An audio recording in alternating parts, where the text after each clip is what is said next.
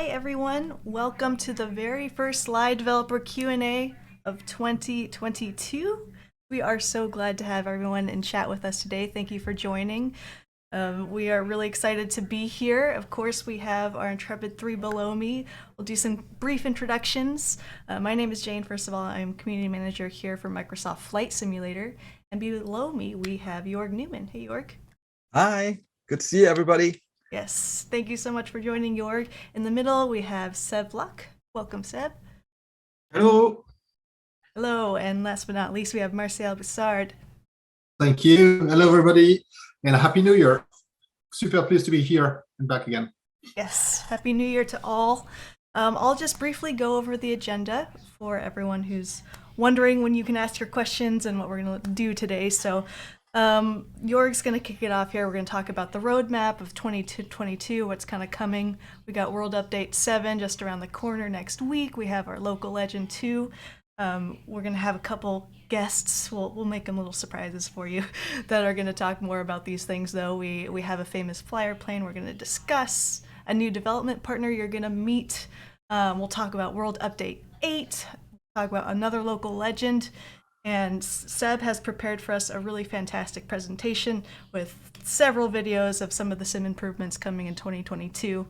And we'll also take a look at our feedback snapshot for the year, what that's going to look like. And then we'll move to the open Q&A where, of course, we're going to take your questions as well as some of the forum questions that we've already gotten over the past several weeks. So that is our schedule. If you're forgetting that, you can always type in !agenda to reiterate everything we're going to be doing today. So with that in mind, let's go ahead and kick it off to Jorg. Hi, everyone. Happy New Year. It's been too long. It's been almost 2 months. Hope everybody had a really great break and that you are as excited about 2022 as we are. If you go to the next slide, last time we spoke, we had just launched the Game of the Year edition and then the Reno Air Races expansion.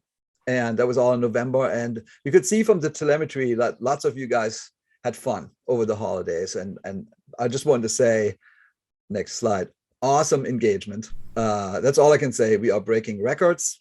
November and December have seen some of the highest engagement numbers ever on any flight simulator. And January is off to an amazing start. We will likely exceed December, which is awesome. We added hundreds of thousands of newcomers to a growing base of simmers. And what's really interesting is we now have almost twice as many people simming as we did in the middle of 2021. So it's quite something. I'm super happy. And then third parties have been killing it. We now have 228 partners. They have put out 866 add-ons on PC, 561 on Xbox, and it's growing fast on Xbox. 613 airports, 68 aircraft, and it's really, I always say it's like a box of chocolate. Getting up in the morning, going to the Facebook pages, reading forums, reading websites, and what people are making is super cool. Thank you so much, and amazing products. And given that we're kicking off 2022, I thought it might be interesting to show you our roadmap for what we are planning on doing on our side. So the first thing is world updates. You know what world updates are: updated imagery, updated 10 cities, updated POIs, airports, everything. We're planning 6, and I put in like when we are planning them. There's always a little bit of, are we going to hit those dates exactly? But I think that's what we're shooting for. And alongside the world updates come local legends. We started that with the Junkers U-52 back in August last year. And we're continuing this with the Fokker F7 here with the World Update Australia, and we're planning 6 more. The next thing is Famous Flyers, which is a series that we wanted to kick off last year with Antonov. Then we ran into some interesting licensing topics. We're planning 5. They come out with sim updates at the same time. And then lastly, and probably the most mysterious of what I call major releases. And I basically said, look, there's going to be a surprise. It's coming soon. Can't talk about it yet. But soon we can talk about it. And then in May comes Maverick. In June comes another surprise, a big surprise. Then in the fall come gliders and another surprise, and then helicopter. So we have a full year to look forward to. But it all starts actually next week with Sim Update 7. and we have a little trailer, just a teaser, actually. We do. All right. Sim Update 7.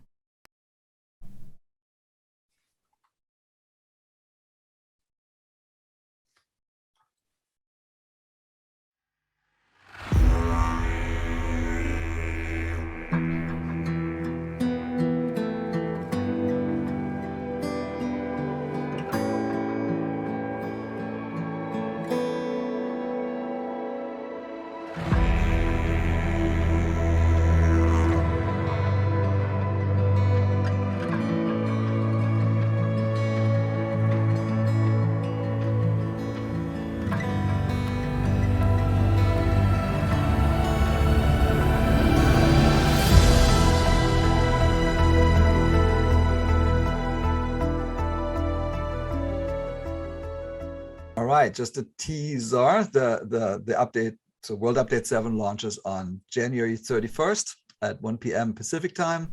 And just to give you a quick overview and give you a sense, so about 60 people worked on this. Bing Maps provided aerials. They worked on integrating new DEM. We worked with an organization in Australia called Geospatial. They gave us 3 terabytes of data, about 500,000 files. All that was integrated. We worked with Orbx, which is an Australia-based company. They built all 94 POIs and 4 airports, so Long Reach, Mount Beauty, Shell Harbor, and Paraburdo. I always mispronounce that one. And what was great about that is they know Australia inside out, so they could really help bring the country and the continent really to life. Then Bing Maps contributed 11 what we call 10 cities for the grammetry cities. So we have Sydney and Melbourne, Adelaide, Brisbane, Perth, Hobart, Cairns, Darwin, Townsville, Bunbury, and Mackay. And we have a new team that we set up here at Microsoft, it's like 13 people, and they're helping us speed up. So I'm very hopeful that we're going to get more for the grammetry cities as we go throughout 2022. Very cool. Perfect Flight made new missions. So 5 landing challenges, 6 discovery flights, 5 bush trips, and Asobo obviously put everything together. But it's our biggest update yet, and it's really looking cool. I've been talking to some Australian press over the last few days, and they love what they see. So it's hopefully you enjoy it too. And then alongside it comes Local Legend 2. We just talked about this. Here's a quick trailer.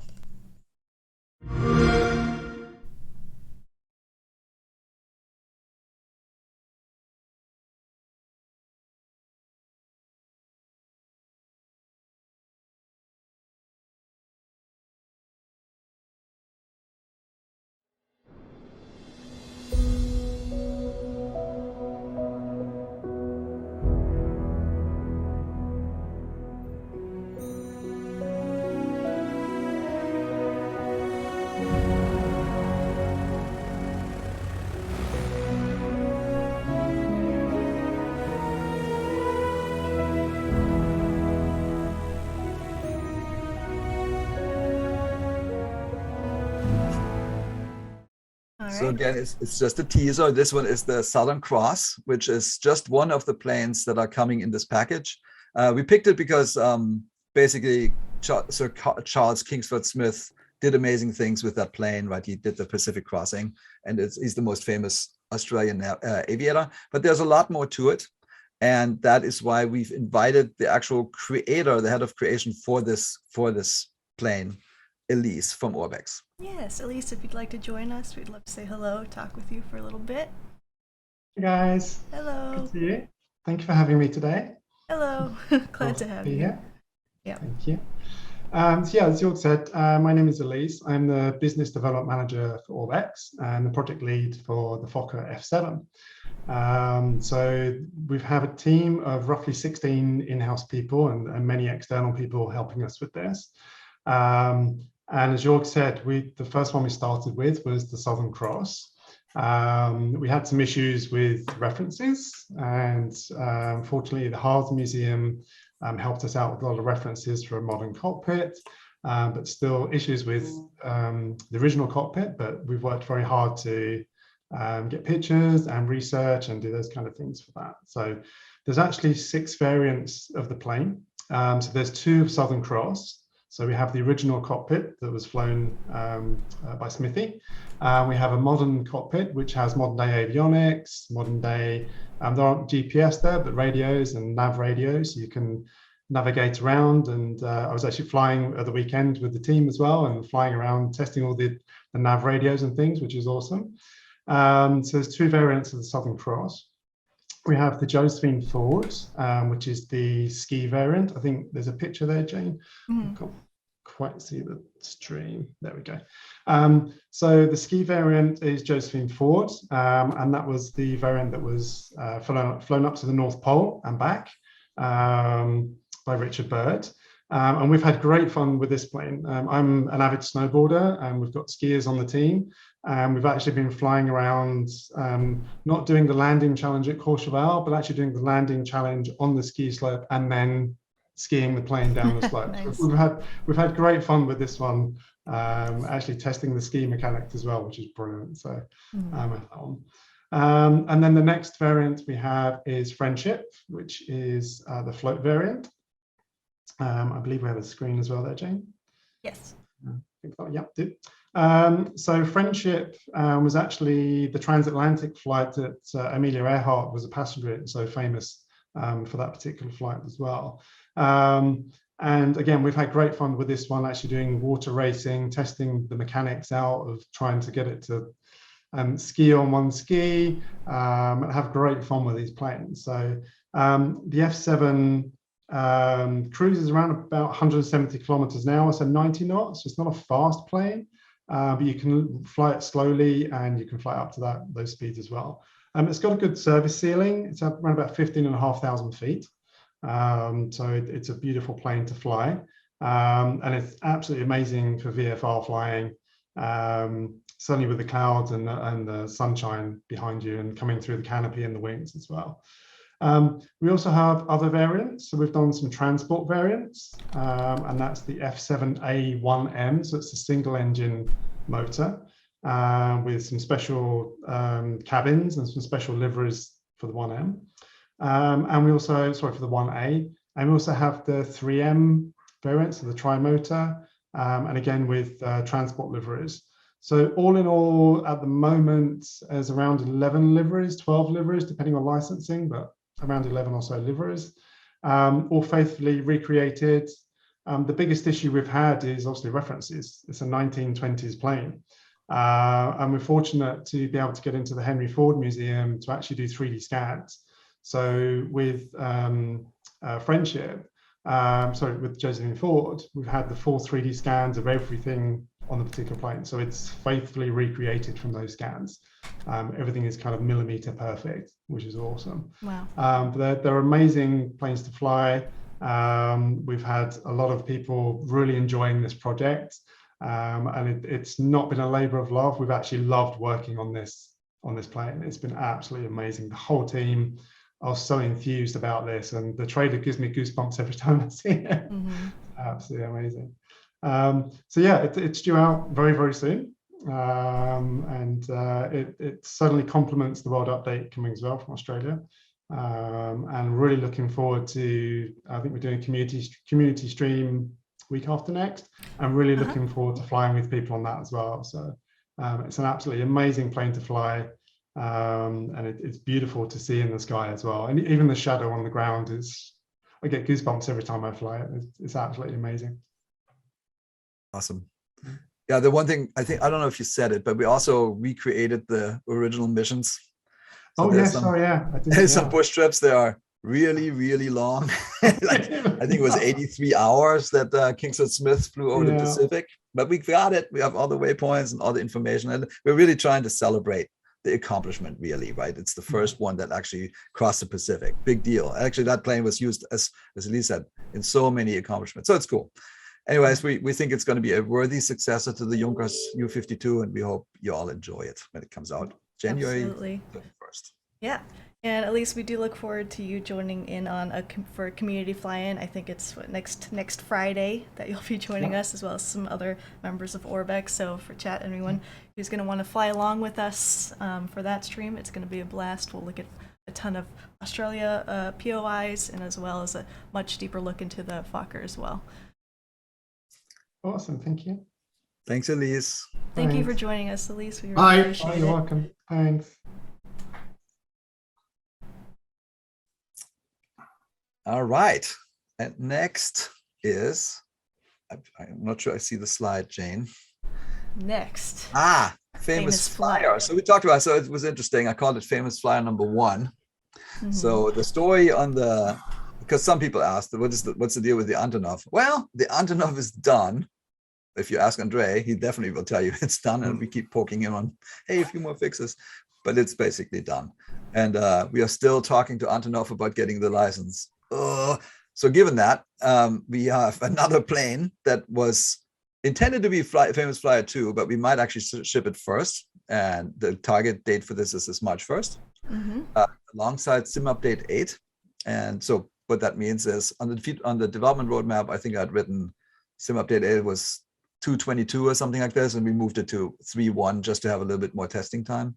Okay. But so this new plane that we're announcing has a new development partner. And here we go. Next slide. Fernando. Hello. And I think he's here. Yes, Fernando, you'd like to turn your camera on and we can chat with you for a few minutes. Awesome. Hi, everyone. Hi, Fernando. Welcome to the Hi. stream. Thank you. Well, I would like to talk about the D17, which I think you are seeing in the slide right now. Yes. Well, this is a beautiful old aircraft. I would say an extraordinary aircraft. It's an icon of aviation. Some people say it's like the Cadillac of the air. It's a very popular and beloved one.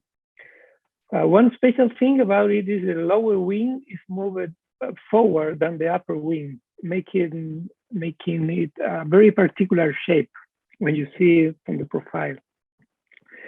This aircraft was used vastly in the war for ambulance, transport, and cargo. And after the war, it was converted for mostly civilian use.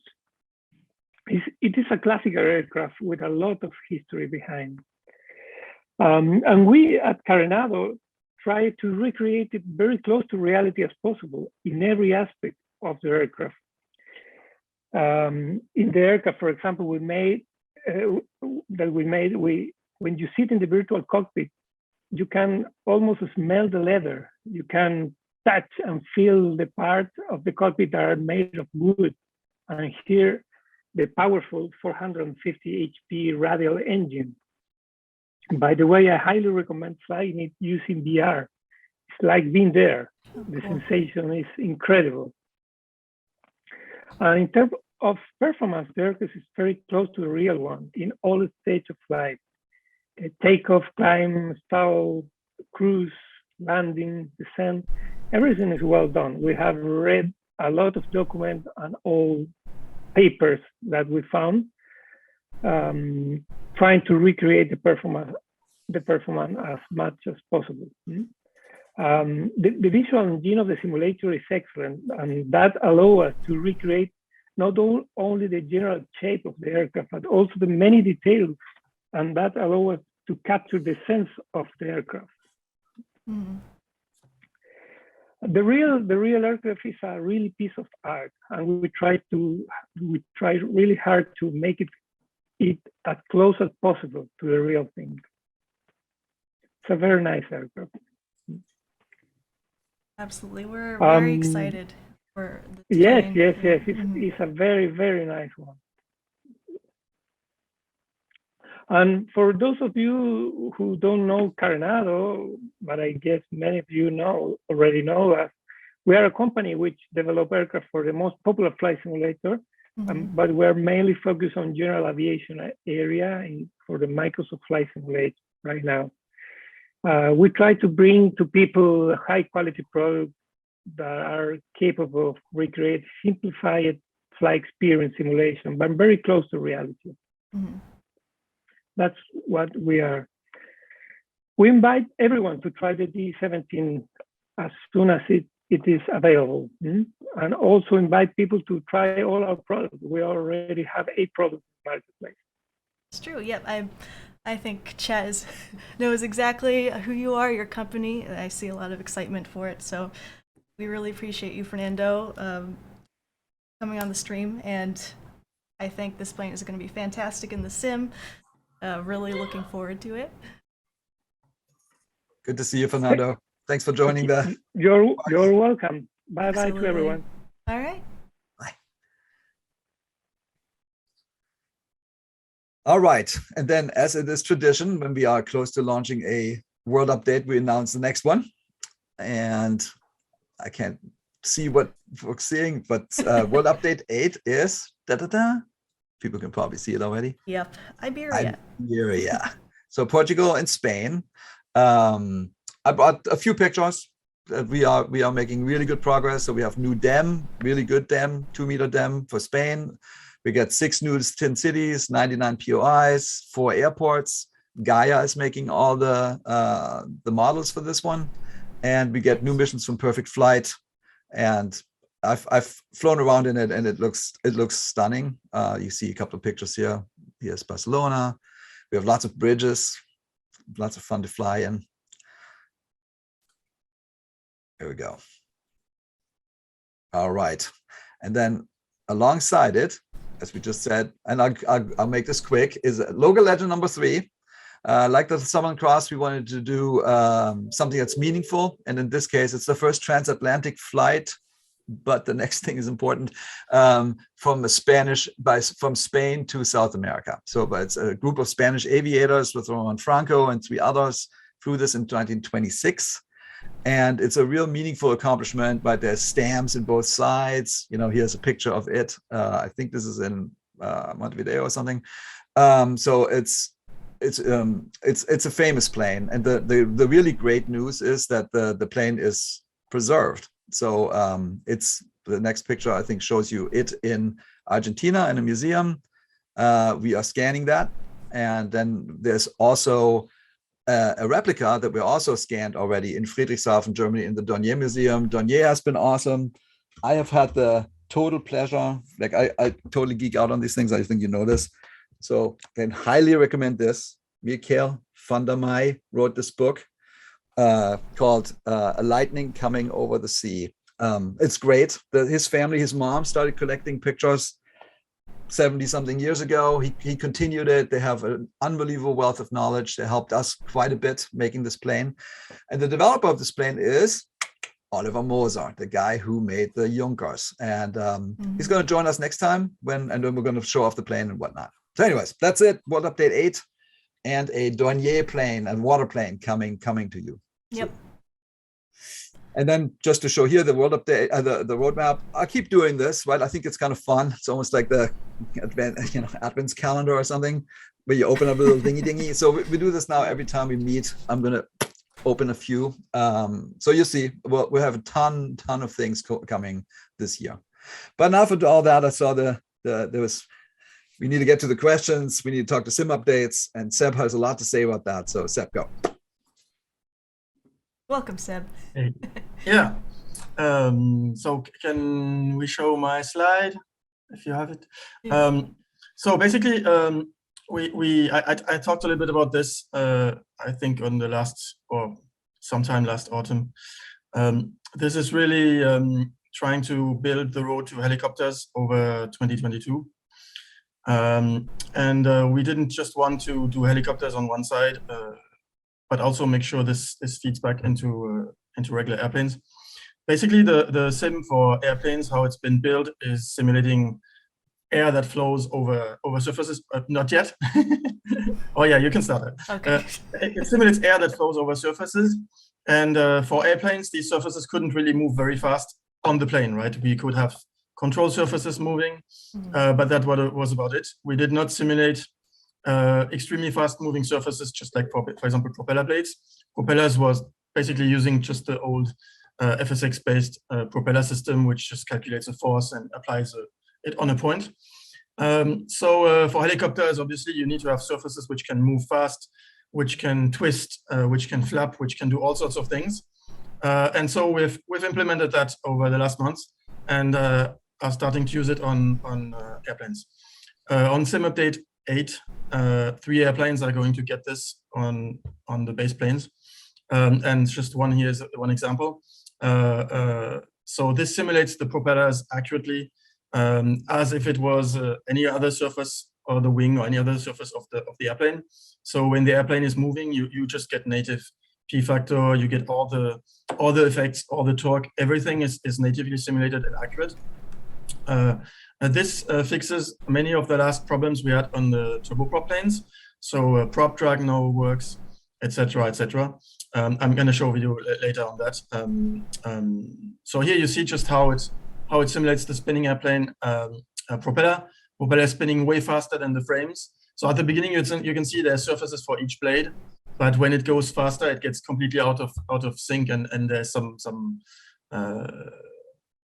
basically more plane. Yeah, the mesh changes, but also the simulation, just to make sure we simulate the entire movement and area of the propeller disc. You can see the force vectors slowly growing when it accelerates. So this is we can skip to the next video. Okay. This is showing the plane in a climb on the next video. So here you can see the forces are much stronger, and you can see how they don't really point forward, right? They're slightly off, because this is how when the surface, just like imagine the propeller blade is a wing.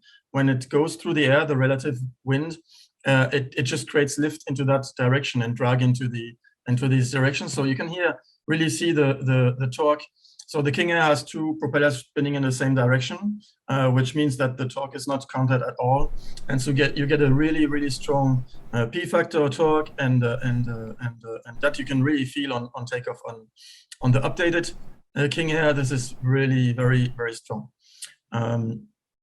On the next video, just showing, well, if you have you will see what happens. So for example, here there's a feathered. So feathering now completely works. You can see that the propeller is completely stopped.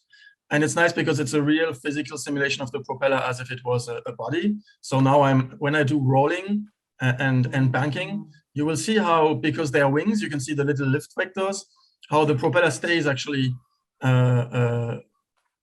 it doesn't rotate with the plane because, well, it's an independent body. I'm going into the cockpit. I'm going to change all the feathering settings in the cockpit, and then it's going to make the propeller spin. We also get prop drag now correctly works because, well, it's all really physically simulated surfaces. So everything that was hard coded on the old propeller system that we reuse basically from FSX now is all natively simulating these effects. So yeah, prop drag, feathering, all the beta angles, everything that was really missing on the propellers is now simulated. So I'm stopping, you see, I'm stopping the right propeller, which is slowly stopping to spin. So even the spinning, how fast it stops spinning, this is all realistic. And you can see again the force vector, like the propeller now acts as if there was a little wing, adding, tiny bits of lift on one side. This system is open to plane creators. It's going to be documented. It's basically as simple as just describing how the wing is, how the propeller is the shape, right? It's just like the rest of the flight model. You describe the shape of the propeller, like the angle, how it's twisted, how aspect ratio, all sorts of different parameters, and based on that, the engine then computes the airflow around the propeller and simulates it correctly. So it was pretty easy to port these 3 planes. We could reuse the propeller settings and just adjust it to the actual shape. Another thing that's really important for helicopters is to have an airflow that is really simulated around the airplane and impacted by the aircraft itself. The aircraft changes the airflow, and on an airplane, there's a few effects like prop wash, fuselage shadowing, deep stall. There isn't that many. It's not that important, and it was hard-coded in the simulation. Now, for helicopters, we had to really simulate this realistically. But this benefits back and feeds back into the simulation of airplanes. So with sim update 9, we're going to open this on, again, a selection of airplanes. And also for a third party, it's completely flexible and can be parameterized. So there's a lot of parameters on the airflow that you can adjust to control this and how it affects the different surfaces of the airplane. So here you can see, for example, the engine starting and how the turboprop engines suck the air in front and throw it backwards. You can see a little mini tornado on the right side, which is completely, it's just emergent because you can't really control what the air is doing. The weather engine feeds all the data into the simulation, and if there's a turbulence or a little gust or something, it's never really the same wind here. So see again the start on one side. So here, what you already see flowing here is already just the wind gusts that were there before, and when the engine starts spinning, it creates this airflow. So for helicopters, really important because there's all sorts of effects. When the helicopter is close to the ground, it creates vortex. We're going to show that a little bit later. But for the airplane, also quite a few effects. Here is in flight. You can see the propeller blowing air backwards, so it's green. And you can see the lift on the wings pushing the air down.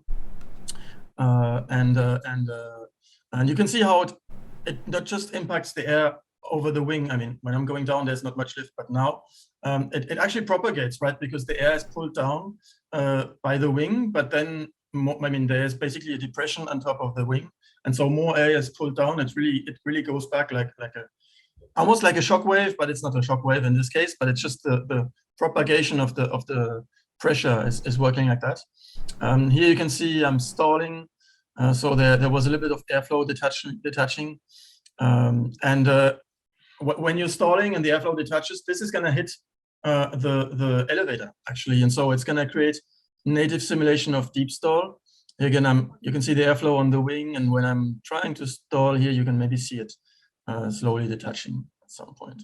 There's also the flaps now, which are out, and I didn't stall this time. Oh, this is a same thing on a jet. So you can see the air is accelerated behind the jet engine. I think I'm stalling here too, showing because it's pretty interesting to see how the air detaches on the wing. And same thing, there's also, when the air is detached, it's gonna hit the elevator here. Here you can see the airflow detaching and reattaching pretty quickly right now. And the depression it creates around the airplane. So the benefits for airplanes are native prop wash, native deep stall, native shadowing of wings. We get accurate calculation of the pressure changes over and below the wing, so we can calculate the temperature drops. So we get native calculation of condensation vortexes, or the wingtip vortexes. All these little condensations are going to be accurate depending on the weather, dew point, and humidity, and all this is now accurately available. And so for plane makers, what this is going to mean is there's going to be new variables where you can look up if you want to have basically like the temperature on top of the wing, and then you can inject that into a effect of, for example, of condensation.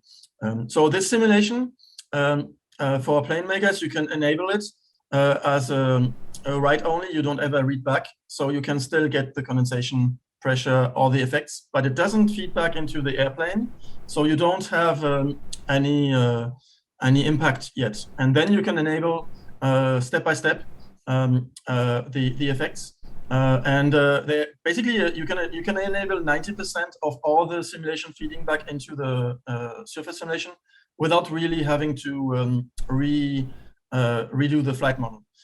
The only thing that really changes if you feed back the vertical component into the elevator, you have to retrim. There's things like that, because basically you'll see it on the video that the air on the elevator usually goes down more because it's been deflected by the wing. And even though it's far behind, it's still deflected and it's all being sucked down. So there's this change. It's usually ½ degree incidence. So big benefit is prop wash becomes native. Instead of having to tweak it with parameters in the file, basically you can just now run the sim and you get accurate prop wash, all based on the propeller simulation. So here you can see how it spins around the propeller. It gets sucked in the front, accelerated by the propeller, blown backwards, and then we're going to turn around, show what happens. Basically, the prop wash impacts the plane, but it hits the tail, and so which not only deflects the air, but also it pushes on the tail. So you get this prop wash force on the control surfaces. Here you see I'm accelerating again, and you see the air rebounding on the ground, going back up. And now when I turn the, here you see, when I turn the rudder, the air gets deflected on one side or the other side. And the air is pushed one way and the wing is pushed the other way. So you get basically you get the prop wash effect, which is simulated with this. And this is a free effect, right? It's easier even to implement on a plane than hard coding and entering prop wash parameters, like how much it's pushing left or right. And then you get all the effects that you have to enter. And here an advantage is it's melted into the weather. So if there's a very strong wind on one side, the prop wash is gonna be deflected on one side. It's much richer and more true to life than it used to be. So you can see I can use the prop wash to lift the tail a little bit. There's a whole bunch of new visualization tools which are coming. So this tool here is going to be available to visualize how the air is flowing. Even if you only enable the part of the simulation, if you don't feedback, you can still visualize it. This is one visualization which does not show the relative air speed. So it really only shows how the air is accelerated by the plane. And so basically this really shows how the wake turbulence is generated on almost any plane, but depends on the speed. But this one has a lot more obviously than a very small one. So one interesting thing here is we're going to use that to create accurate wake turbulence in the world, and this can animate effects like whatever. So ideally we want to fly through cloud and make it spin, but also dust which comes from the ground, all these effects. So here I didn't really do anything. I just took the 747, turned on the CFD, turned on the visualization, and it's raw out of the box, right? I didn't touch any parameter, anything. It just simulates it as it should. On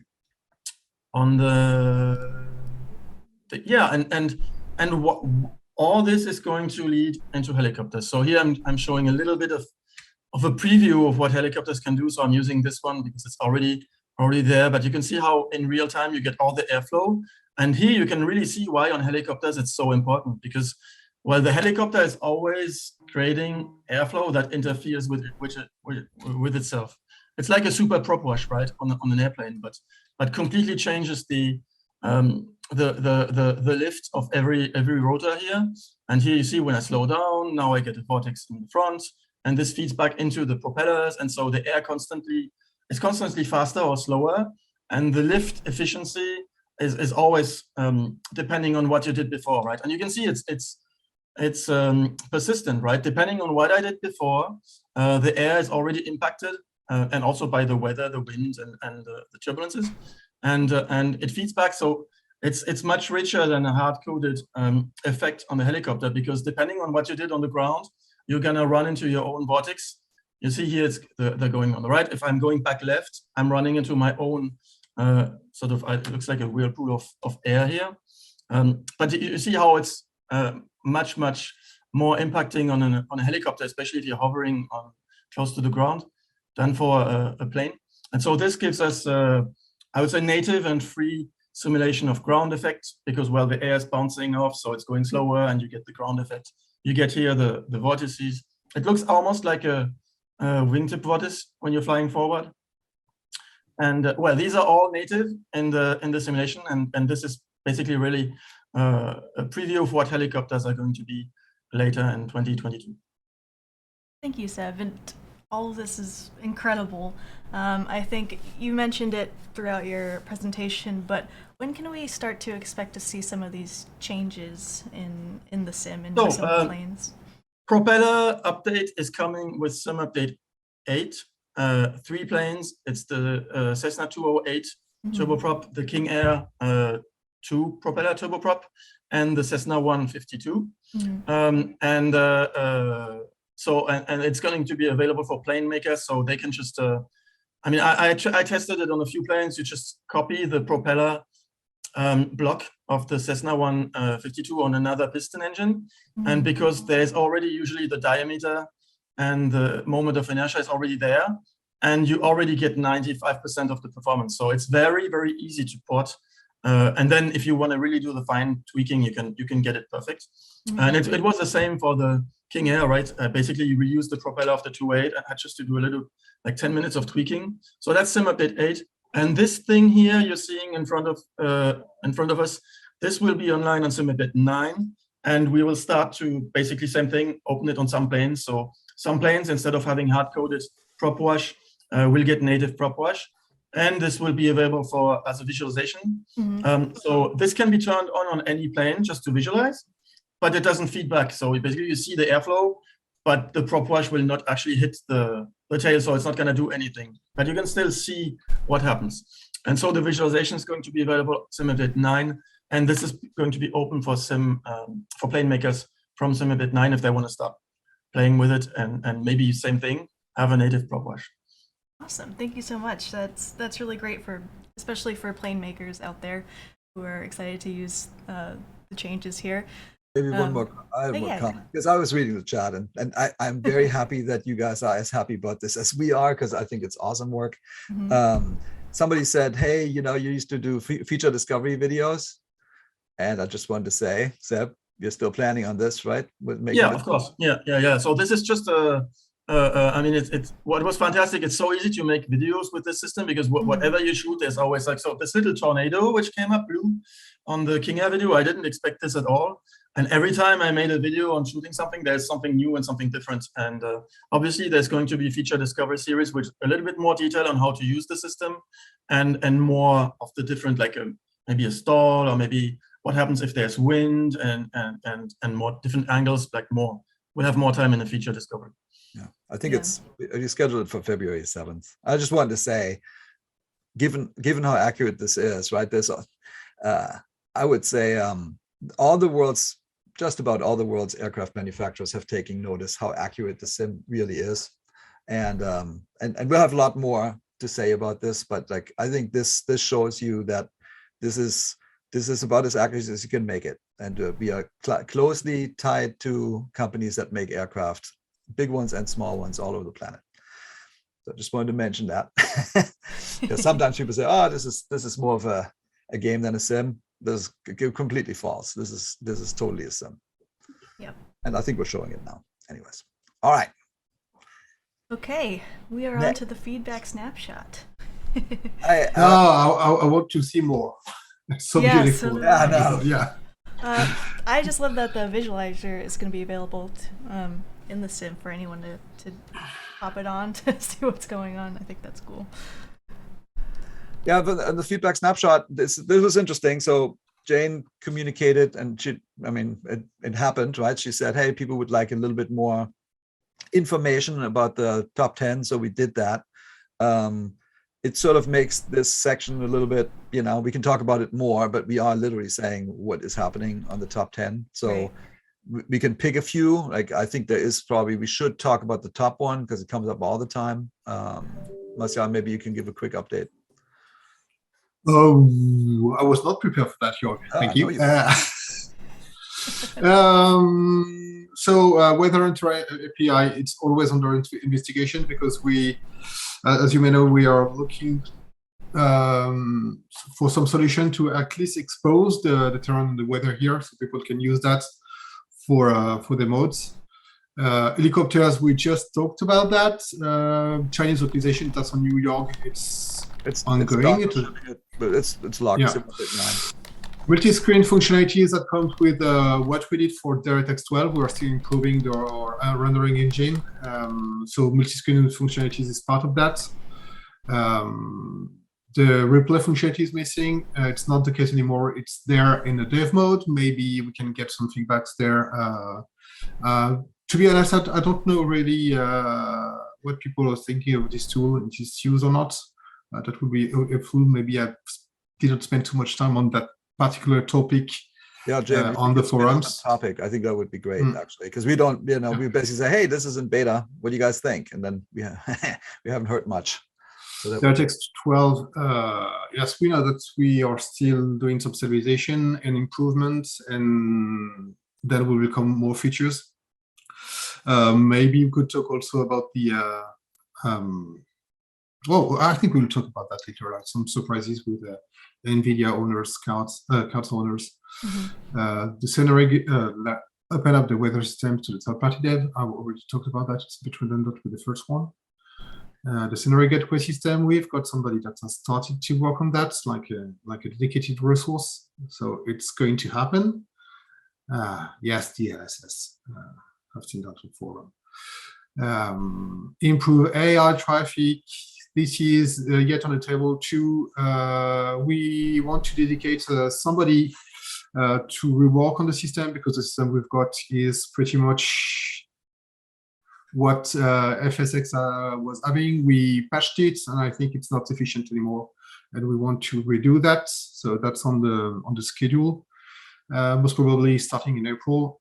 Gliders, seaplanes, soaring planes, Jorg. Maybe you want to talk about that. Yeah, I mean, I think instead of rattling it down, I think you see that just about everything has been started. We don't give end dates when we don't know, because some of this work is a lot. Like multi-screen, I see in the chat a lot of people ask for multi-screen. The team knows that it's a feature that's wanted. We are saying it's in 2022. We can't tell you exactly when in 2022, but people are working on it. The helicopters you saw, Seb's doing awesome. There's the team behind it, obviously, also.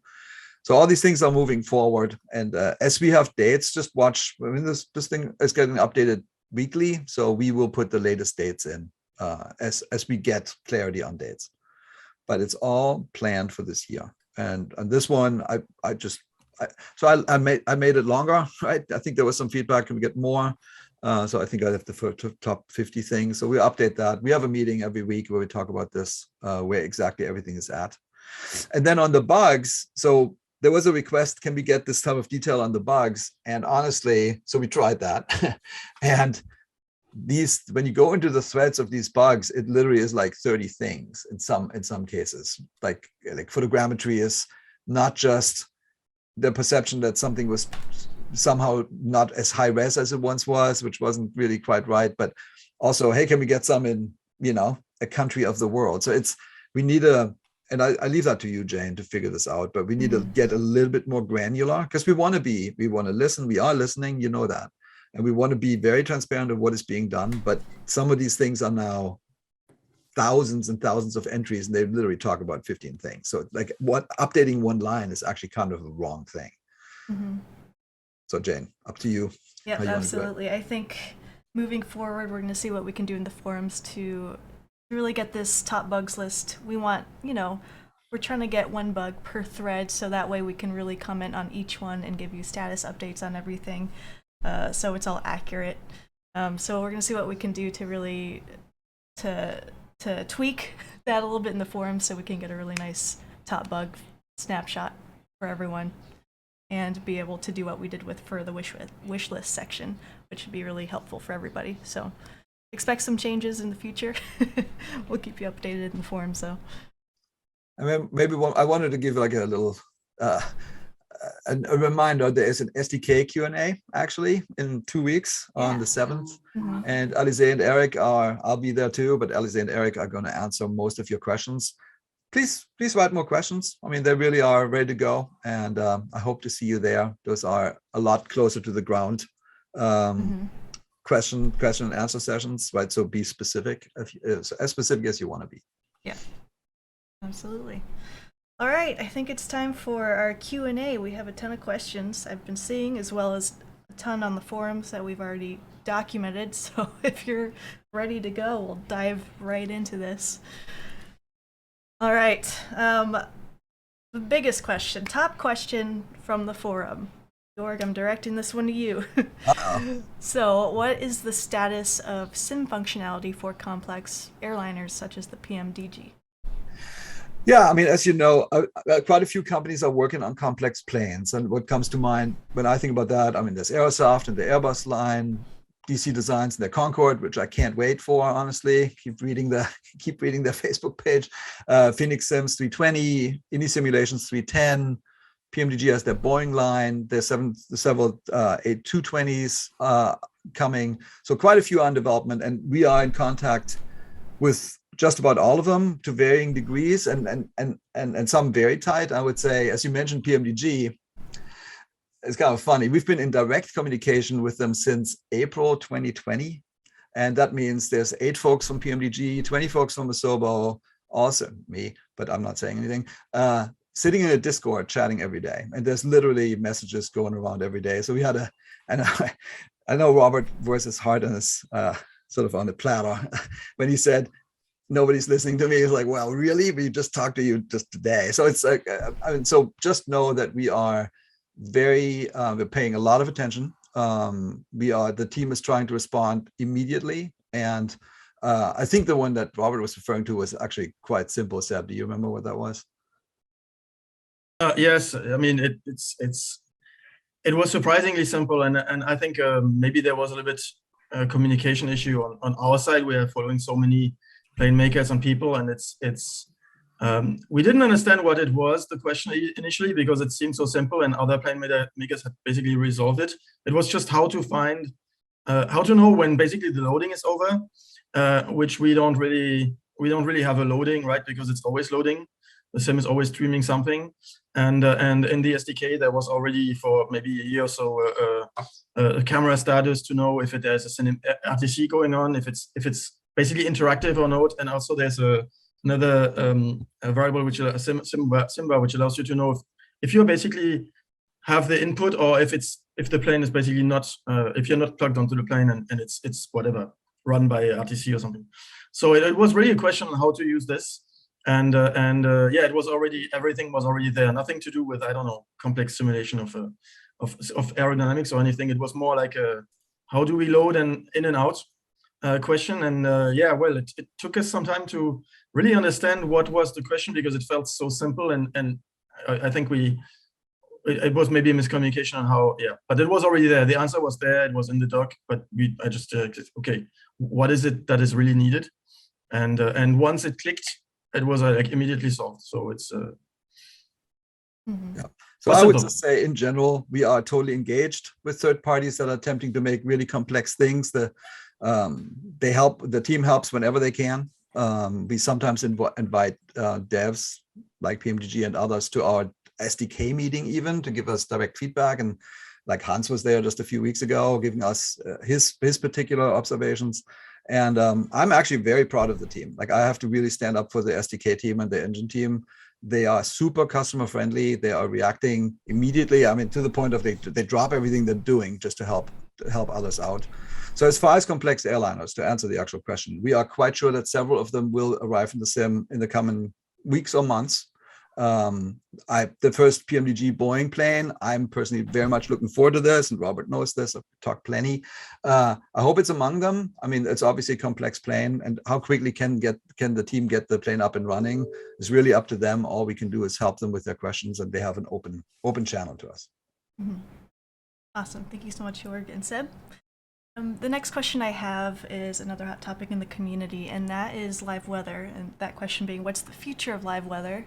There are certainly some changes in Sim Update 7 that the community is curious about, and what's coming down the line as far as any fixes and implementation of METAR, stuff like that. So I'm going to push that, I think, to Martial, if you have any comments you want to make on that.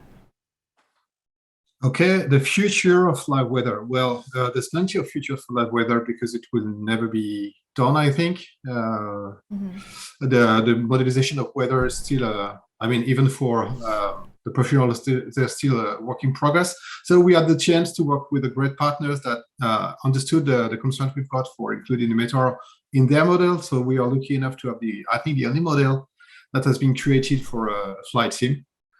And yet there are still some issues. There are some issues on our side. There are still some issue for interpreting the data. There are also still some issue on maybe on the model itself, but we are working on that. So I can tell you that since the beta that happened for Sim Update 7, we already did a lot of fixes. Some were obvious, like the fixes we did for this 10SM METAR visibility that were not interpreted correctly. So we also had, like, I've got a list, but it's so long of fixes. We had live weather clouds on ground, and there's no appearing as fog. That's super important regarding fogs and low altitude. I know that now we can display fogs below the sea level. So on some areas like the Dead Sea, it's way much better. So we fixed some conversions unit issues we get by the past also.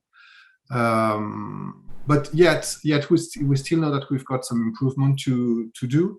One of the improvements we need to bring is linked to the our rendering system for the cloud themselves.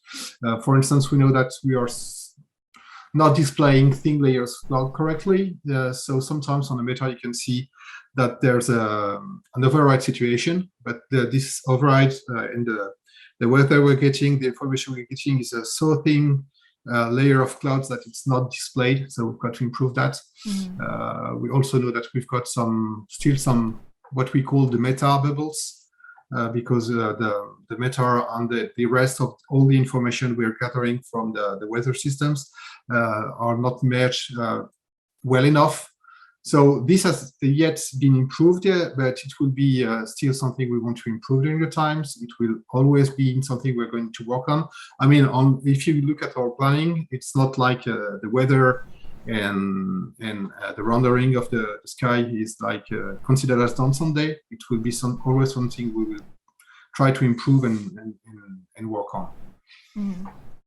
And I'm seeing a question in chat here. Would you be able to explain there's been that bug recently where the live weather kind of goes down daily between certain hours. Yeah. So what's happening there, and is there a fix coming for that? Oh, the fix is done. It was server side, so it should be already fixed for everybody. The situation is pretty simple. This bug was happening between 11 p.m. and midnight time. Basically, it means 2 o'clock and 3 o'clock, or 1 o'clock, 2 o'clock here in France. So it's a situation that our testers and the developers never caught. So that's why getting some feedback from the community is pretty important, because there's no way we can reproduce every situation all over the globe. So it was like a pretty obvious bug, and as soon as we knew about it, it was fixed like within the hour.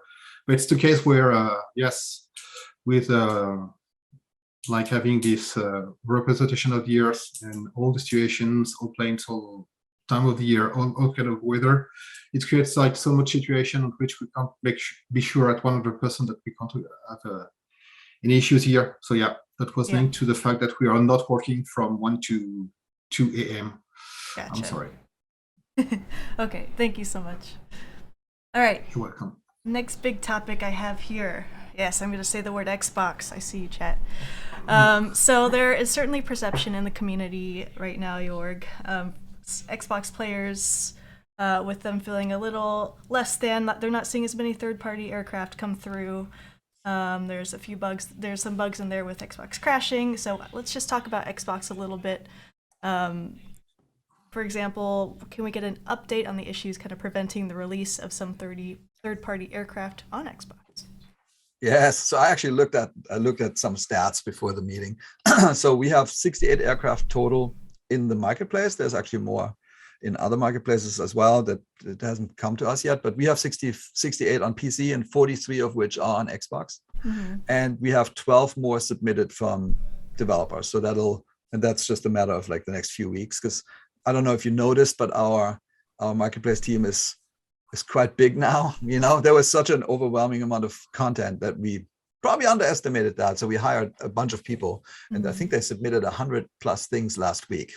Some are fixes, some are new, right? It's going to be that. So I think 55 out of 68 planes are going to be on Xbox within the next 2 weeks or something. There are a few that are not, like, and for example, notable exceptions are the CRJ, the Twin Otter, the PMDG PC6. So that is all true. And just to explain that, so unlike a PC, a console is considered a closed environment. You know, consoles always have the promise that they can't be hacked, they shouldn't crash. Yeah. And anyways, but they can't be hacked. And so everything is in a sandbox. So And then some of the plane makers, specifically people that have been in the industry for a long time, they have a lot of code that they wrote in C++. And C++ is a security risk if you don't have it in a sandbox. So we basically invented, like, work on something called WASM. And that translation keeps it safe. So it's in a sandbox, but it's some amount of work, and B, and the time we ran into this was actually the PMDG DC6. So we tested it, we announced it. I don't know if you remember, we actually put a trailer up on our own web saying, hey, you know, Xbox Wire is the website, right? So we put a trailer up saying it's coming. And then we launched it and it didn't work. And we had obviously spent weeks, if not months, testing it on Xbox. And the difference is we test, and the way this works is we test on something called development kit, which is essentially the same as the retail kit, except some security things. And it worked on the dev kit just fine. And we put it out in the marketplace and it didn't work because it broke some rules of the console. And maybe just to put it in perspective, I don't know how many of you are gamers. There really isn't anything like a third-party open marketplace on a console. It doesn't really exist. But Microsoft Flight Simulator actually is a big deal at Microsoft, and the platform team committed. They said, we want to enable this scenario. We want to bring third-party planes with essentially C++ code in a sandbox to the platform. And that's where it's currently at. So it's with the platform team. We need the platform team to make this real and to keep the platform safe, right? We don't want Xbox to get hacked because some third-party plane on Flight Sim, right? That would be bad PR. So they're committed. It's multiple teams on the platform side, and it's going to take a few months is the reality. We have done what we can. We are actually talking about, there is sort of a way we could do it as sort of a kludgy hack that we've been discussing, but we're evaluating the long-term implications if we really do this. So we could get the plane to use sooner, but there might be some not so great things happening once the platform team actually enables the functionality. So that's the trade-off. Well, we are highly motivated, as you know. There's tons of people on Xbox. When I said that at the outset, we have literally probably added 1 million people just over the holidays. A lot of them are on Xbox, and they deserve that they can play everything. So we are really considering this right now. The platform, the good news is the platform's doing it. Yay, that is great. And then we might be doing something shorter term, because the platform thing might take, I mean, it could take 6 months. We don't know. Yeah. Hopefully that explains it. It does. Yes. Thank you so much. Baseball. Here you go. Yep. Absolutely. And I saw our next question in chat, and that is, do we have any clear direction or some of the improvements that are coming to Dx12 over the year? Yes. So basically, we have been working on a what we call here a separate branch, where we've done prototypes, tests, improvements. So we have done we have actually implemented DLSS and prototyped it, and were very positively surprised by the. It works basically much better than we thought. It brings basically either a big quality improvement or a big performance improvement with the same quality on the GPU side, of course. And so definitely we're going to bring that to Dx12. So basically what is happening is we are working on a branch where we are basically improving Dx12. It's going to have DLSS, it's going to have multi-screen optimizations, and the team is trying to bring, so we're merging this into the main branch, and then it's going to come out in a sim update. We're working, hoping for maybe 10, but maybe not, maybe if it slips. So that's currently our target, but it may be slipping later into the year. I think on the roadmap, Jorg, you said 22. We don't have exact date yet, but we're trying to get it into 10, but maybe it could be 11 or after. But so yeah, DLSS is working. It's great, great performance boost, especially at high resolutions, and other things are coming with it. Yeah. We were talking about multi-screen. This is part of the also the improvement we would like to bring. It has been started to be efficient in this branch, but we can't commit yet. We would like to be well, we've got also performances issue where we need a multi-screen, so Yeah. still some work to do, but it's in the way. Okay. Thank you. Another chat question I saw, is there going to be a Sim Update 8 beta, and will it be public? Yes, we should have, yes. So it should be just about now. Yeah, it should be very soon. Yeah, right after what update 7 is in market. Okay. Yeah. So on our side, the Sim Update 8 has been frozen. We're still working on to do some tests on it, and then it's going to be exposed to the beta branch. Cool, thank you. Another forum question: could we have more frequent, quote-unquote, cleanup sim updates in the future? Guess what? I made a big speech earlier this week, and had something to do with stability. I saw some numbers I didn't like, honestly. And so Sim Update 9 is going to focus on stability, because it's simply, the numbers aren't like bad, but it's often enough that I think it's annoying, and we hear that from you guys. Actually, so just go in the forums and it's like, yep, it's crashing for some people, and then we had our user research team reached out to some folks, and they said very similar things. So we know we've got to focus on it. So the next 6+ weeks are going to be focused on that. So yeah, can I hide a word on that? So when you're developing a sim like that, there's always a balance to find between new features, but for instance, Sebas has shown you, and spend some time on malfunctions or think we want you to stabilize. So it's always like a balance on what we should bring for the next sim update. So even Sim Update 8, we spent some time to read the forums and to try to find the most annoying issues that people were encountering, so we can fix them. Mm-hmm. So we spent a lot of time to try to improve the sim by just not bringing some new stuff or new features. So Sim Update 8 is already embracing this philosophy, I would say. Mm-hmm. And for Sim Update 9, so yes, we want you to find those stability issues. The problem is every single stability issues we add internally in Asobo were fixed, obviously, because it's like the problem here. I was talking earlier in this video that we are struggling because there's a lot of different use cases in this simulation. There's a lot of different hardware. There's a lot of different software. Even drivers sometimes can create some issues.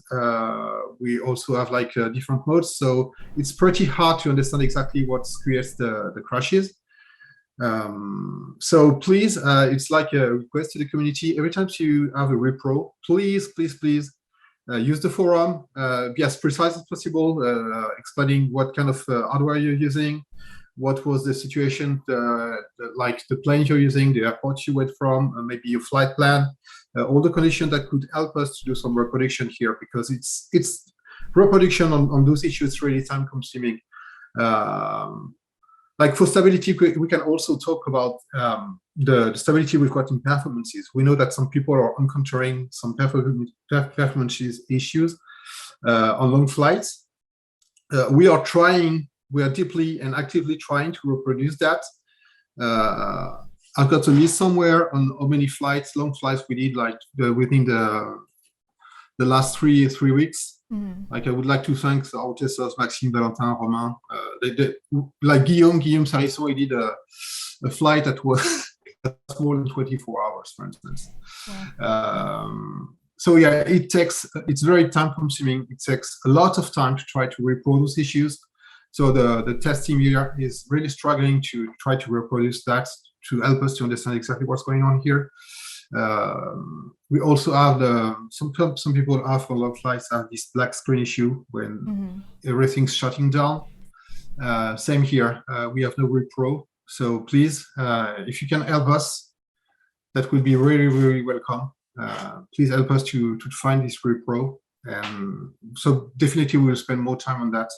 But it's complicated because it takes so much time to find this repro on bugs. And without repro, it's just guessing. And when you just guess crashes and fixes, you can't be always sure that it's going to be fixed for good. Yeah, maybe another point, like we talked about this here already, but right now, as we just said, we have to wait for a world update to be in market before we can start the flight. But a lot of people call beta, we call it flighting.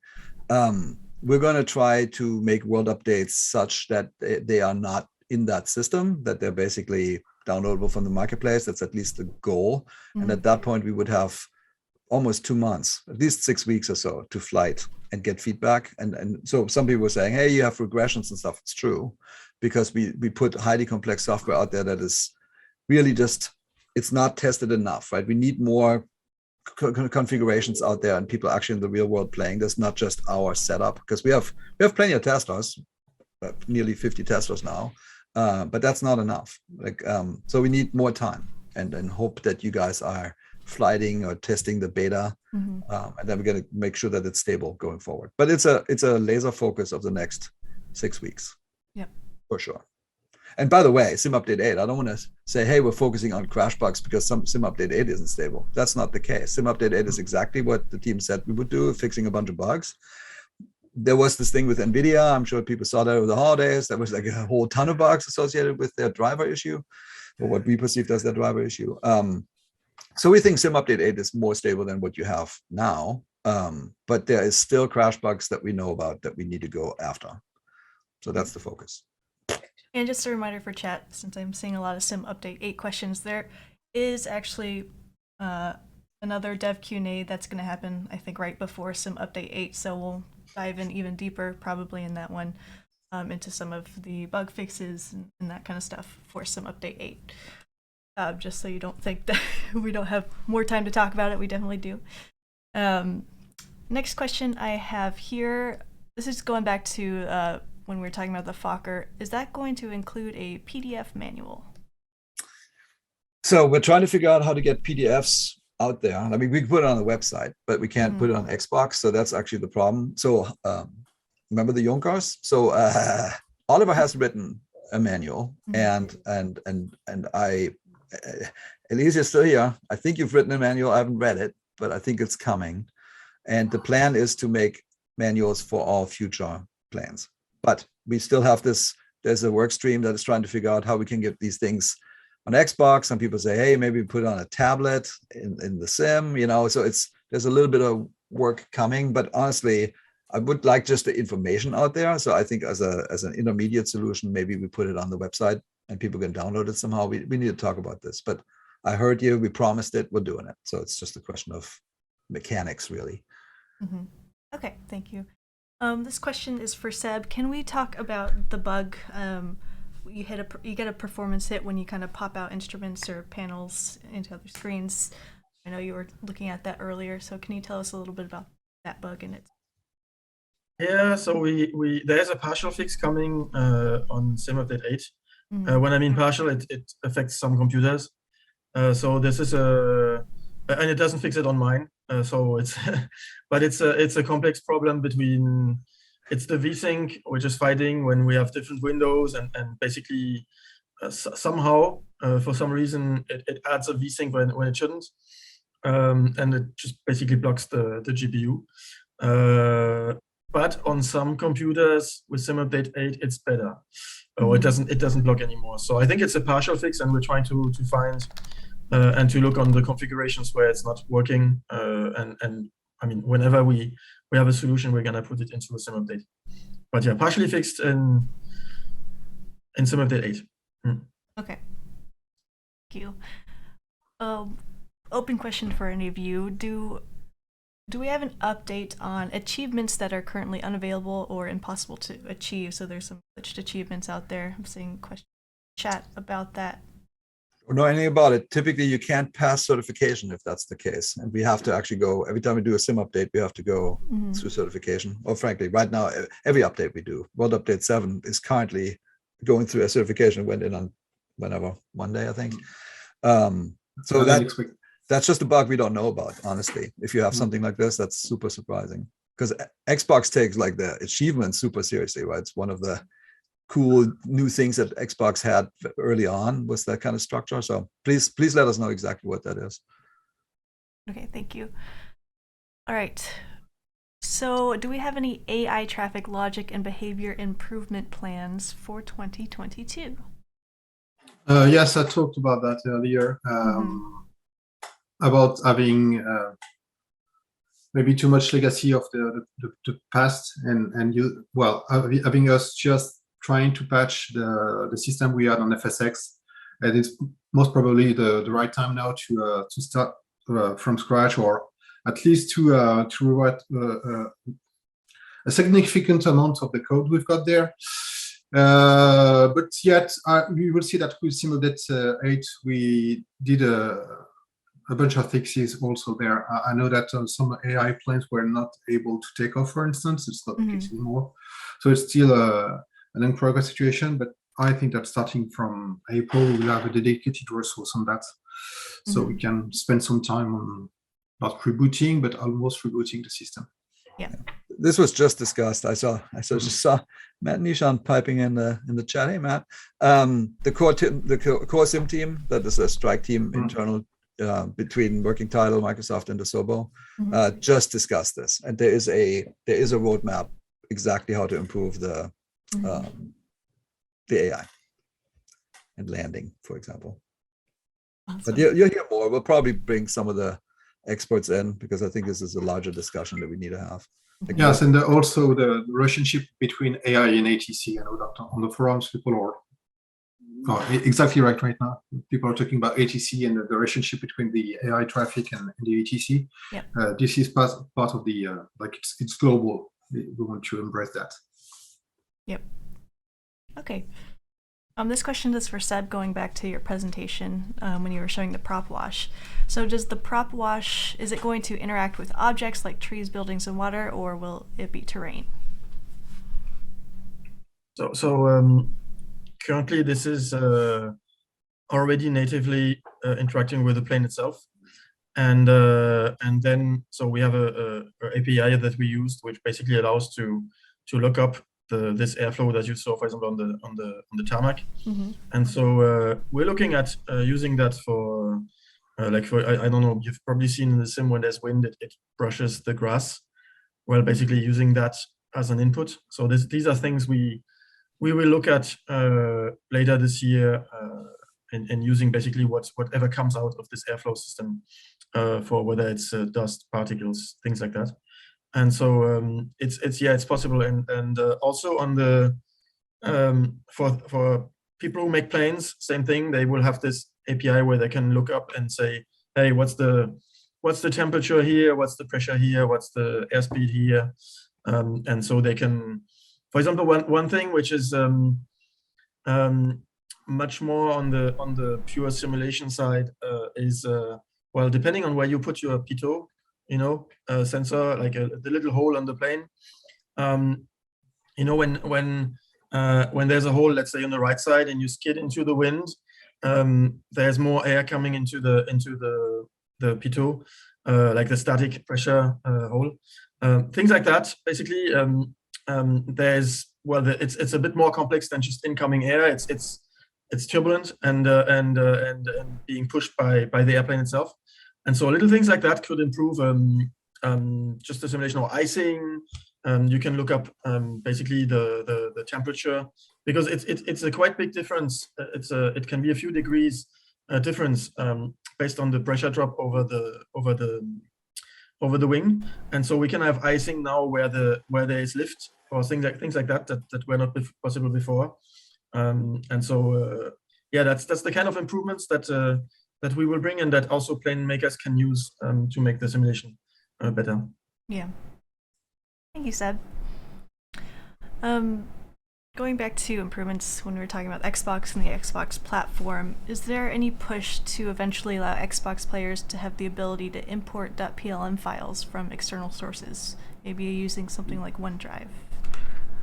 Yeah, I mean, that's one of those security things we need to be careful with. It's just the nature of the beast. I mean, there's a whole bunch of questions about liveries, and short stories. I just talked to Ellise right earlier this morning because I'm trying to get Air France convinced to give us 2 liveries for the Fokker, like it's Air Orient and Sedna or something, and they're thinking about it, and it's great. So the KLM folks, Bas is his name, who's really helping us a ton. He's really helping, right? So it's the goal is to get my goal continues to be to get all the airliner liveries that exist. It's just one nibble at a time. It's a little takes a lot of energy, but I want to do it. And then I think because ultimately we want to update them. And there's a whole bunch of detail that you never get. Like just this morning, I heard there's like 14 different liveries, and they obviously are flight aware, so we even know which planes they're on, so we can do a really, really accurate job. That's the goal: be as accurate as we can be. But so we have actually much more than people think as far as liveries. But we haven't really put everything in yet because of memory issues that we talked about like a while ago. We need to be careful to just not dump huge amounts of data into the sim without being really cognizant of what's going on already with memory. But that's the goal. And then as far as like custom liveries, yeah, there's other ways to do it. Like obviously games like Forza managed to do it. So and we are talking about that. It's I'm not sure it's a 2022 thing, honestly, but we're at least talking about it. Gotcha. Okay, great. Just a couple more questions here before we end. We got about 2 minutes. Someone in chat here is asking, would we be able to put out a list of coming soon aircraft on aircraft? I like that idea. I think I'll think about that. Sure. So we're actually doing something very similar. Like we are, and they're third-party companies, right? They ship when they want to. So you have to take dates with a grain of salt. I mean, if you pay attention to the game industry, things slip all the time. And third-party planes, they will ship it when they think it's ready. And so we don't have any control over it. All we can do is remove friction, which we are doing. I don't know if you noticed. For example, we have this thing, right? We're trying to be very accessible and also a worldwide SKU. So we're actually translating a bunch of stuff, and it takes time. Like people send us their description text late, and that actually causes sometimes a delay of a week or 2, right? And so just recently, last week actually, with the Twin Otter, we were sitting there like, man, should we just finish the translation or should we get the Twin Otter out there? And we just decided, let's put it out there English only, and then we will bring the translations of the sales text or whatever and the description text in a week or 2, right? And I think that's the right trade-off. Ultimately, we want to be day and date. We can't force anybody, right? They can do whatever they want with their plane, but we want to be a great partner. We try to help where we can, and we're going to try to get that number to zero delta days between shipping on the website and shipping in the marketplace. Yep, perfect. And one more popular question I've seen throughout full stream is, are there any plans or updates on bringing replay mode to Xbox? Right now, beta is available on dev mode only. So replays consumes memory and hard drive space. So it's something which is complicated in Xbox. So far we've decided to remove this option. But it's not that we don't want to use that. It's that it creates some issues, and we would love to find a solution for that. But for now, we don't have any. Okay.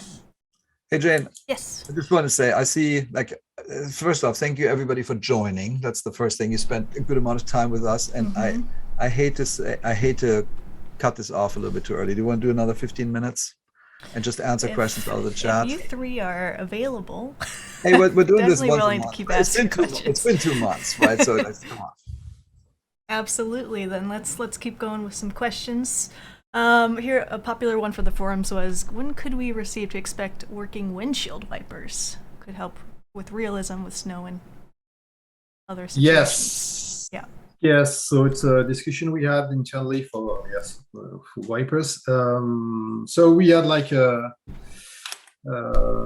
bunch of artists, coders, and technical artists that made a meeting and a plan to make it happen. So it's time consuming on this. So we've got everything's plan there. It has not been prioritized yet.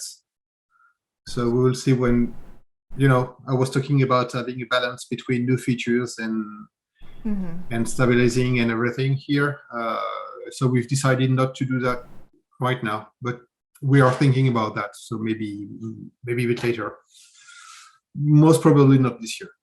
Okay. Thank you for the answer, Martial. I want to say something else. Like, so Yes. so 2022, internally I say it's the year of the third-party plans. But what it really means also is that it's the year of the sim. Like last year, we had the Xbox C.E.O. that I think was great work was done, specifically optimization, but it was a distraction. Then we did a huge effort to get Reno up and running. I think you probably know this if you played Reno. It's crazy town. And then we did the Game of the Year edition also. And this year we're going to be a little bit more constrained on massive content updates that take like 50 people's time, right? We would rather have the 50 people work on getting the core sim better. And we're looking at the feedback snapshot literally all the time. So expect that. That's the goal. That end of 22, we all look at each other in the eye and said, you know what? There's a shit ton of improvements in the core sim space. And that's what we want. Yeah. Absolutely. Really with you. Yeah. I mean, I would hope we will get this done this year. Back to one of Seb's videos, question for you, Seb. Showing those airflow visualizations that are going to be available, is that going to be in dev mode or is that something separate? If you have any information on that yet. It's currently in dev mode, so I don't know where we're going to put that, but it's we will see. We will see. Yeah. Currently, it's using dev mode features, which are I would say not the fastest in terms of display. So it's okay, right? It slows down just a little bit. Obviously, we could invest time in making it a more optimized GPU shader, but well, I don't know how necessary that is. So I probably dev mode to start with, and we'll see. I think it's something. Yeah, I think it's something. I mean, personally, when I switch it on, I use it quite a lot, and I you get these moments like, oh, that's why. I mean, all these things you learn when you fly airplanes, and you always. I mean, you can't see the air, right? I mean, most of the time. Maybe when there's a little bit of clouds or whatever, but most of the time you can't see it. And when you can all of a sudden see what's going on, you're like, oh yeah, okay, now I understand what's happening. It remembers me the wake turbulence videos we watched to understand how dangerous this is. And people, they have this smoke. They fly pretty much through smoke to see it. And so yeah, I think it's something which could maybe become something more like base sim, which you could turn on like an option, but that would be a significantly more work because it's easy and fairly fast to do a quick debug dev mode option, and it's harder to do and something very optimized and a nice shader, I would say. But I mean, depends how useful that would be. We could do that as a more like a core option, like a render option or something that you can turn on and off. Yeah, thank you, Seb. Do we have any update on the announced plane a few months ago, ATR? Yeah, Hans is working on it. So the model looks awesome. I think Hans I think you probably know this. He finished the Twin Otter. The Twin Otter took a little longer. Not that it's our plane, but it took a little longer than I think they had hoped. And Hans the team at Asobo kept working on the ATR to the degree that there's a role. It's a collaboration, right, between the two teams. So I think the R team kicked ass, got the plane really to an awesome state, sent it over to Hans, and Hans is now starting to work on it, or has started working on it probably a few weeks ago. But it's just going to take the time it takes, right? And we said it's an expert level plane, so we're going to make it an expert level plane. And time is less important than quality here. That's what I would say. Okay, thank you. But we probably will invite Hans in for some update here. I think he's super fun, knows a ton. Why not? Yeah, I think we'd all love that. Do we have any updates on anything VR related? We haven't talked a lot about VR today, so any 2022 plans overall? On the VR side, I'm pretty sorry because I don't have the list of the bug fix we did for Simulate 8, but I can tell you that the team has worked hard on that. So I don't have any details here. There's too many things. I don't know them by heart. I'm very sorry. Let's make this a thing for next month, and we really looking for it, because we both sit in the VR strike team, but it's, you know, there was a lot of other distractions going on, so it hasn't been a focus over the holidays. But we are doing a bunch of planning right now, so we should talk about it next month. Yes, we've got a team of 6 that we're working on VR, so I'm pretty sorry for. I feel bad for them because I'm not in a position to talk about their work. I'm very sorry about that. And yes, and we consider VR as a platform like Xbox or PC. So every time we're doing something, VR is part of the conversation, obviously. So it's not forgotten.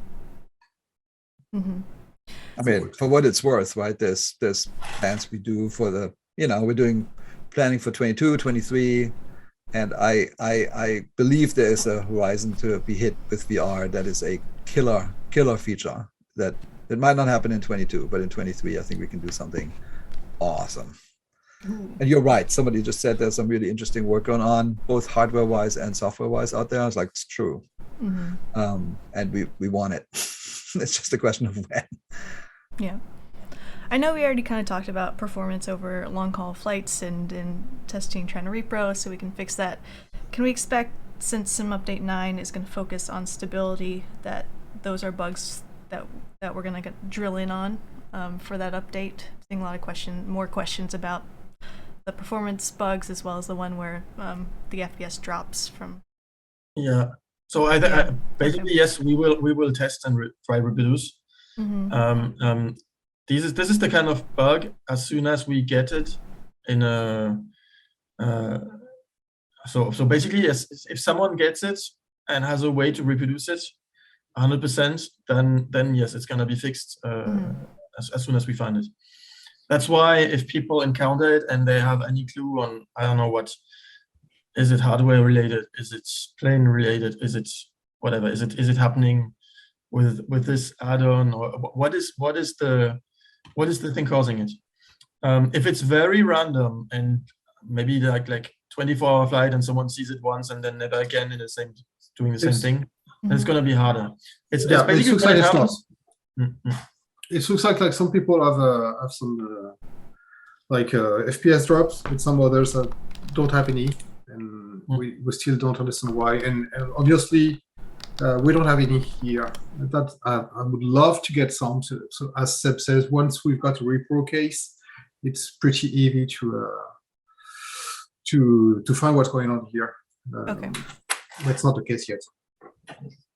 Looks like we might have someone who can repro. Well, we'll talk. Cool. That would be great. Fantastic. Okay, a few more questions here. This one was logged a little earlier. So the question is, several precision formation flying teams have formed over the past few months, which is pretty cool. One feature that is requested in the future would to have the ability to toggle on and off the ghosting of other planes when flying in close proximity. Is that something that could be done? Oh, I guess yes. It's not something we talked about. I don't think it's the kind of features that won't cost that much. So yes, why not? Yeah, I could bring that. Okay, yeah, I will say I've seen some of the formation teams, and it's like a feat of the simulator. They are incredible. So really cool. Thanks for forming teams and being a part of the community, guys, on that. Okay, let's take one or two more questions, and then we'll log off. Thank you, Jorg, for letting us go over a little bit here. Another forum question: can the MSFS development team look into the MS Store installation issues? Oh yeah, Well, at Microsoft, a lot of us are talking about the store. I mean, honestly, the store got better. I know the store has us as a scenario because we are a very large product. But there's also things that we can do on our side. So just to answer that part, the store is looking into it, but it's the Microsoft store, right? It's not exactly the fastest fastest moving boat on the seas, because they have so many scenarios that they need to worry about. And then on our side, we talked about what we can do better. I don't know, Martial, if you want to add anything to this, but we're very well aware of the issue. First of all, we've got we talk to them. We've got a relationship, and as you say, I was complaining, but I was talking about this various amount of configuration and flight scenarios we've got in flight sim. I can imagine that the complexity of their work is 1,000 times the one we've got. So yeah, we're working with them. Mm-hmm. One more question here. When are you planning on making improvements to the InSim marketplace? Yeah, we didn't talk about this because honestly, I feel a little bit sheepish about it. So Sim Update 8 actually contains something that we call Marketplace 2.0. We try to make the marketplace better and more discoverable, and just a more elegant experience. And we tested it a fair bit. The results seem to be good. But I'm actually very curious what you all think once Sim Update is out in the wild, or just jump on the beta and just start telling us. Yeah, I think it's better. It looks cool. It's more functional. Fantastic. I appreciate that. Well, I think that's it for today. Do you want to go another hour, Jorg? No, I mean, wrap we're it back up in there. the monthly, right? Monthly is better Yeah. than, honestly, I was like, and I'm not saying I have withdrawal symptoms or something, but I think Felt weird. it's important to keep the conversation going, right? Yes. We do it in writing a lot, and I know we don't write back because we somewhat can't, but just know we read just about everything we can. And then we have these sessions, and hopefully this was sufficiently interactive, right? Maybe there was a little bit too much presentation stuff. I saw comments, and I'll take that on. Maybe we'll dial that back a little bit. So, but we're trying to find the right balance. Hopefully it was good Q&A for you all. Yes, thank you, Jorg, Seb, and Martial. We appreciate you, chat. Thanks for tuning in today. Our next developer Q&A with this group will be towards the end of February before Sim Update 8 comes out. And don't forget, we have the SDK Q&A coming up here 2 weeks from now, on February 9th. We're going to have Jorg back, as well as 2 SDK team members. So we'll see you then. Ellise and Eric. Huh? Ellise and Eric. Yes, absolutely. So you've probably seen them in the other SDK Q&As. So until then, we'll see you on the stream on Friday for our weekly community fly-in. And we hope you have a fantastic week and month, and we'll see you soon. All right, bye everyone. Thank you all. It was fun. Thank you. Bye. Bye.